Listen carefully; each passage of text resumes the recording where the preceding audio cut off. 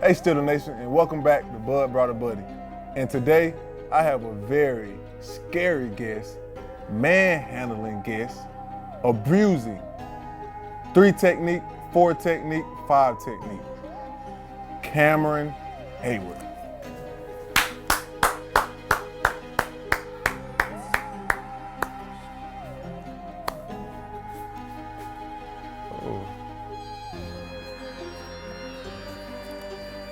I got some stuff to get off my chest. You want to open up?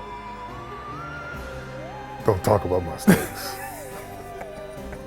Hey, so you back with Bud Brought a Buddy, and today I brought my buddy, Cam Heyward, under the mask, and he's in Halloween form right now. We all know what he's mad about, so we'll get to that in a little while, but we know what he's mad about, and when that topic comes up, we'll let him address the situation. But I want to thank you for coming on the show today, man. So I know you had a lot of stuff to do. Appreciate it. I had to travel across the world and back, but I had to come back for Bud Got a Buddy, turn this into Cam Caught a Case.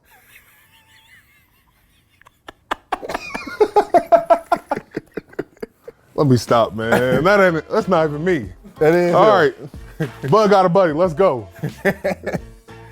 All right, bro, so who was your best bud? Man, I got a lot of best buds. I gotta say you, man. We've grown over these years, and I just appreciate you, holding down the right side, the strong side. I remember when Coach T switched you from left to right, and I was like, oh, I get the crazy one? But now, I'm like, yeah, I got Bud on my side, you're someone I can rely on, someone I can beat up and boo-ray, and we have a lot of fun. No, we do. Man, appreciate that, man. Thank you. So who was your most influential bud? Influential bud, I would say my mom. When I look back at what she had to go through when my dad passed away, just putting food on the table, never have to worry about anything. Everybody likes to talk about my dad, and like they assume like he was this high-paid athlete, but like money wasn't like it was how it is now. Yeah, so like my mom had to continue to work, and I just appreciate everything she's done for me, and she's always put our family first. That's great, man. Shout out to mom. Mom number one, they never can be replaced.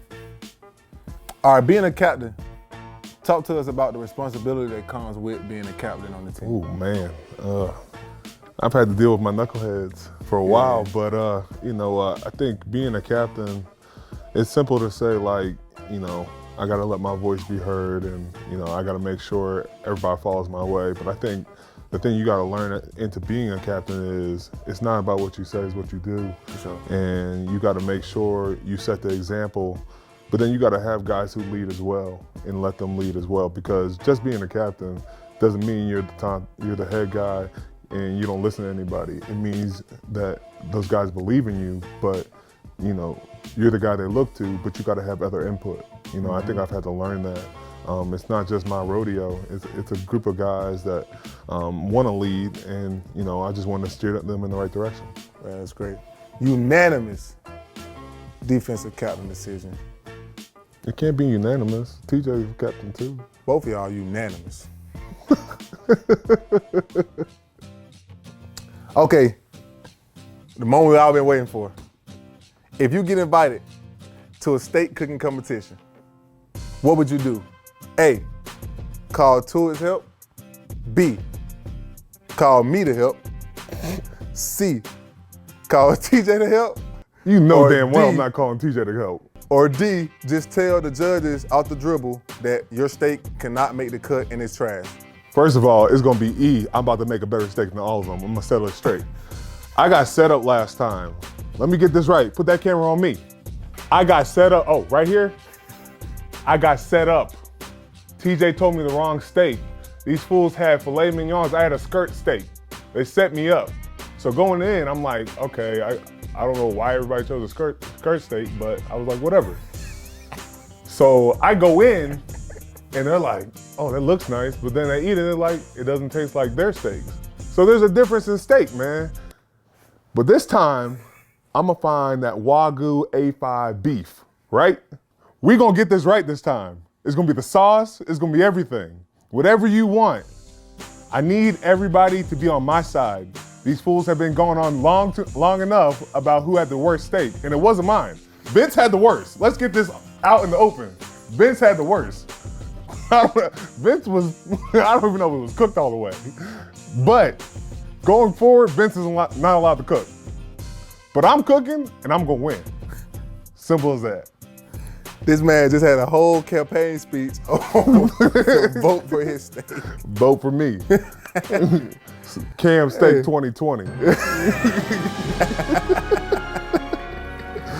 All right, man, I'm glad we got it out of the way. The fans really get to see your side of the story and our side of the story as well. The only side that matters. We all told on ribeye steak or T-bone steak, or strip steak to be. It was a skirt. They set me up. To be real. And TJ even goes, oh, that's like roadkill steak. I'm like, bro, you told me that. I'm like, you really just set me up to lose. Good job. I'm tired of this. TJ. They were scared of me. Good job, baby. They were scared. All right, now we got the state question out of the way. So you being from Georgia, we're both from Georgia, we're both Georgia kids. What's made you choose, University of Kentucky over UGA? First of all, I ain't going to a basketball school. We play real football at Ohio State. When was the last time y'all made the college playoff? What made you go to Ohio State over UGA? Well, sorry about that, guys.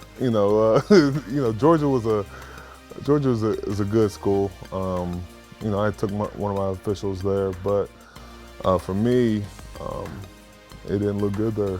And you could attest to that. I think a lot of guys, it's kind of crazy how many guys we had come from Georgia that didn't end up at Georgia. Yeah. But I took an unofficial to Ohio State, but it was a 1-2 game, Ohio State versus Michigan. And I was like, I got to be part of this. This was like prime time. Atmosphere. Yeah, it was everything. And then got to talk to Coach Tress and seeing like that he didn't just care if I was a good football player, he cared if I was a good man. Yeah. And after dealing with him 4 years, he was a man of his word, and I'm just appreciative I got to be coached by that man. Most definitely. And that's a big thing that when you got kids, you try to think about your school that you want them to attend. You want the coaches to be a person that really try to solidify you not only as a good player, but solidify you as a good man as well. And I also had 2 coaches in my time during school, Coach Stoops and Coach Joker Phillips, who also instilled me being more of a man and changing the person that I was, and just grooming me to be the best I can. Wait. So why did you go to a basketball school? So what was your favorite to play offense? So what's your favorite thing about Pittsburgh? You've been in Pittsburgh in the city for a while now. You well known around the community. A lot of people gravitate towards you in the city. Mm-hmm. What is your favorite thing about the city of Pittsburgh? Well, like I was born here, so like when I got a chance to come back here, being around my family, my grandma, my aunts, my uncles, it's meant the world. My cousins, just being around them has meant the world. I've always loved being in Pittsburgh. I grew up going to the Pittsburgh Zoo. That was like my favorite place growing up. Because I'm a monster and I'm an animal, and I like to be around a lot of animals, and it's just what I do. Which animal would you classify yourself as? Man, it all depends on my mood. I could be that lion when I wake up in the morning, or I could be that bear when I go hibernating. Yeah. Man, I would probably just say I'm a bear. So what if I said like flamingo or something? What would you have done? Can't do that. What if I said elephant or? Wait, that's your elephant sound? Shoot. What sound do an elephant make? See, that was pretty good, right? Nah, that's fine. Hey, I'm about to cramp in here. I got any water?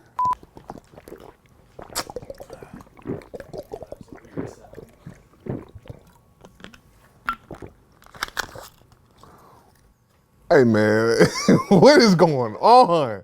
What did y'all bring me to? Okay, Cam. So on the animal subject, would you rather fight one lion-sized fly Lion-sized fly. or 100 fly-size lions? It don't even matter. I'm destroying both. That's what I do. I'm a monster. Film crew, what about y'all? I'm going the fly size line. 100. Definitely Yeah. lion. 100. Why? Because they're little, they're So? They little, can't small fly. You can lions. step on them. Yeah, you can Get just on and step on done. them. Or Yeah. can they fly?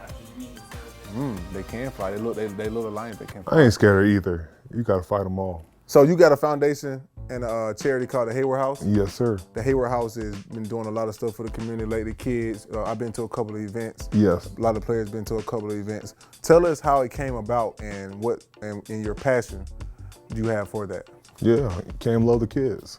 No, I'm just For playing. real. You know, Heyward House got started 5 years ago. You know, for me, I always wanted to give back to the community, but I didn't always know how. And I got to see guys here in my time, whether it was Troy, Brett Kiesel, Aaron Smith, do it the right way and giving back to the community, things they cared about, whether it was their communities back home or, you know, kids dealing with cancer. Those things always touched my heart. So I was like, this is an opportunity for me to give back. And I chose to, you know, work with inner city kids that are at risk. And, you know, we've done some amazing things over the last couple of years, whether it's, you know, doing a birthday club, you always come out, they beat you up in Dave & Buster's. You know, we've done book bag drives and shoe drives. We do a turkey drive. But we started something really cool these past couple years in regards to my dad. Because like growing up, he only had one suit in high school and college. And our main goal was, you know, let's provide suits for young men, whether it's for, you know, prom, job interviews, college interviews, you know, because if you feel good and you look good, you're gonna play good. And so, you know, that's what we've been trying to do. And then in the pandemic, we've done some different drives. We did a bucket drive, a hygiene bucket for each kid at the Boys and Girls Club. My dad grew up going to the Boys and Girls Club, so, you know, we always want to make sure we take care of them as well. That's dope, man. Okay, speaking of kids, you have kids as well. Does that give you an extra boost to come to work, to come to your in your career, to just make decisions not based on yourself but based on them? Well, it's like twofold. So like when I'm here, I gotta lock in here. When I go home, I'm already exhausted and I gotta deal with those kids, and them kids are some monsters. So that's dealing with that. But then at the same time, I'm gonna work my tail off to provide for my kids.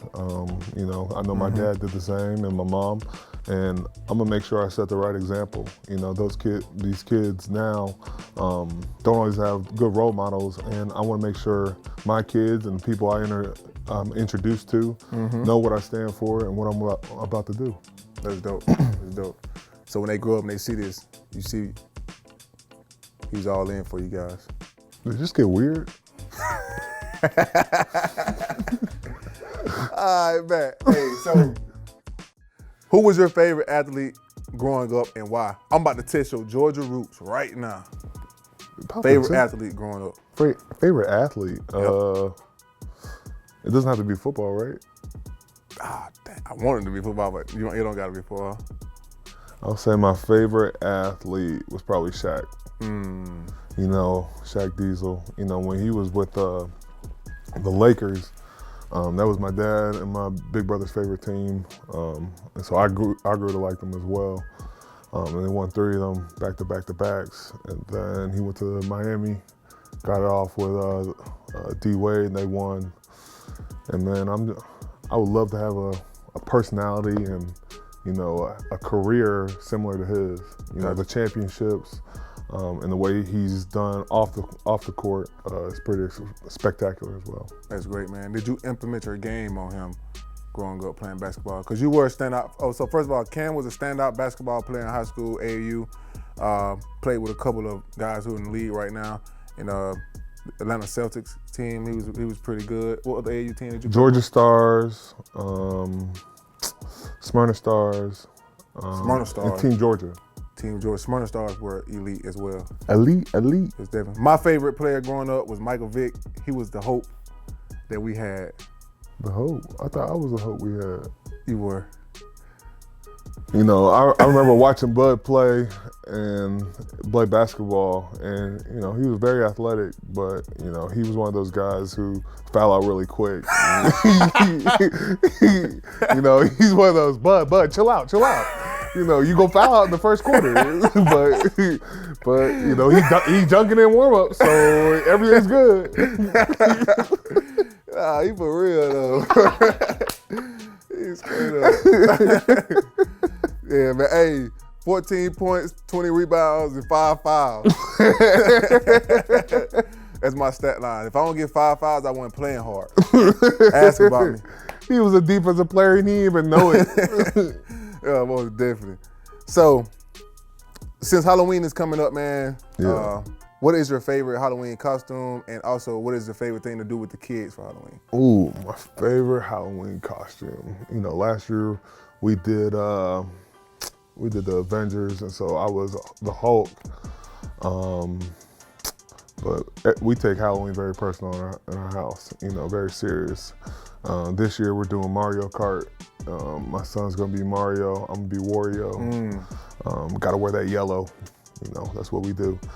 One thing I always enjoy, we carve pumpkins, and mine always falls apart pretty fast.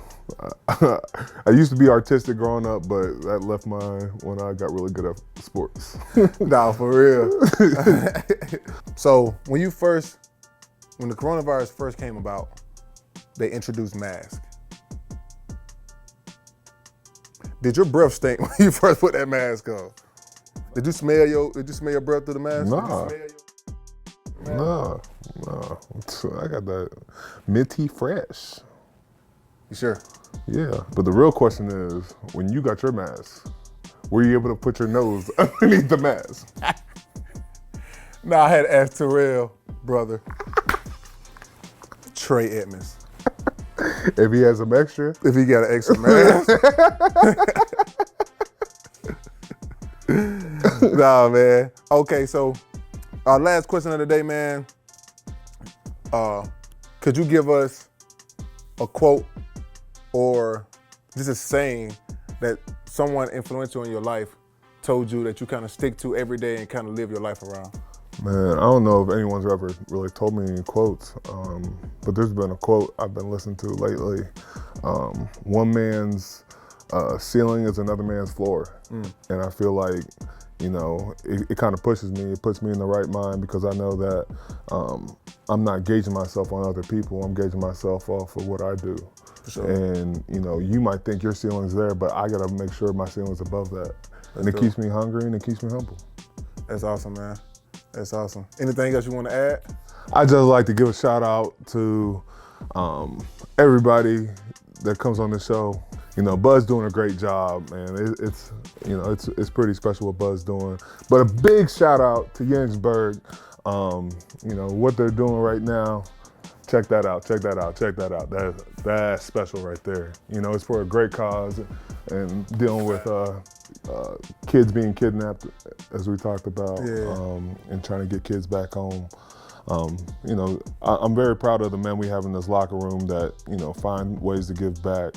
And man, if we can win a Super Bowl, that won't be enough, but having the right people to do it is pretty special. That's dope, man. Appreciate you, man. Yeah, shout out to Jensburg. If you ever got anything, any questions, go to the Jensburg website, go to the Jensburg Instagram, and you can get the details about the Child ID program and how it helps kids come back home who have been kidnapped and abducted. And as well, man. Also, I'm gonna give you a silverback shirt to give to your kids. My kids aren't silverbacks yet. What to you? Yeah, my son is already, he's 5 years old, but looks like he's 10. 13. So he, you know. 13. I'm gonna get him in them PG-13 movies already. But nah, man, appreciate you for coming, man. Great time. Yeah. Bud brought a buddy. With Part one. Heyward. Part one. This is part one, episode 1, so we jumping him to the front of the line. Yeah. And you know, it's gonna be a good time. See you next week. Yeah, I'll be back at the end of the year.